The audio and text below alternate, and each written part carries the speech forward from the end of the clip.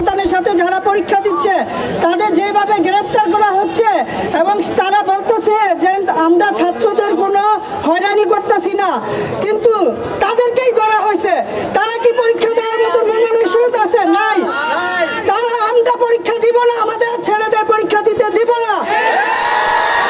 আমি একজন মা, আমি ছেলেকে পড়াই এবং বুঝি ছেলের মন মানসিকতাটা এখন কি অবস্থায় দাঁড়াইছে। তারা বলতেছে ছাত্রদের হয়রানি করে না, তারা হলে ছাত্রদের এই কেন ধরা হচ্ছে? তৃতীয় পক্ষ বলতে কি বোঝাইতেছে? তৃতীয় পক্ষ বলতে কিছুই তারা ধরে না, তারা নিজেরা বাঁচার জন্য তৃতীয় পক্ষ বলতেছে, কিন্তু ধরতেছে সব ছাত্রদের হয়রানি করতেছে। ঘরে ঘরে থেকে ছাত্রদের ধরে ধরে নিয়ে যাওয়া হচ্ছে।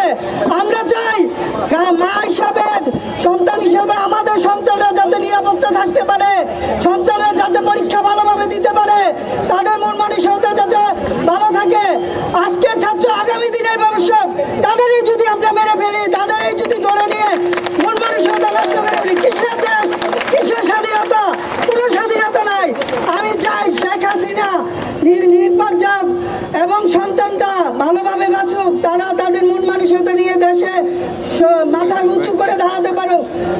ছাত্রদেরকে হয়রানি করা হয় না, আবার ছাত্রদের টাকা দিয়ে মিছিলে আনা হয়। কোনো ছাত্র টাকা দিয়ে মিছিলে আসে না, তাদের নিজভাবে আসে, তাদের মানবাধিকার অধিকারে আসে এবং তারা তাদের অধিকারে থেকে তারা আসে, টাকার বিনিময়ে আসে না। আমরা টাকা চাই না, আমরা দেশ চাই, আমরা শান্তি চাই এবং ছাত্ররা সেটাই চায়। ছাত্ররা যদি আগামী দিনের ভবিষ্যৎ না হয়, দেশ কিভাবে চলবে?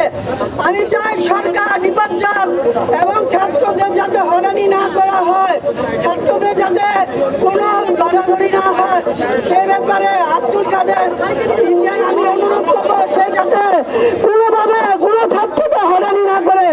আর যতদিন হয়রানি করবে আমরা কোনো ছাত্র পরীক্ষা দিব না। আমি একজন মা হিসেবে বললাম, আমার ছেলে নটরডেম কলেজে পড়ে, আমার ছেলে পরীক্ষা হলে বসবে না। একটা ভাই ছাড়া আমার ছেলে পরীক্ষা হলে বসবে না। আমরা পরীক্ষা দিব না। পরীক্ষার দিকে আমাদের দেশ বড়, আমার দেশ যদি না টিকে তাহলে আমি পরীক্ষা দিয়ে কি করবো? পরীক্ষা দিব।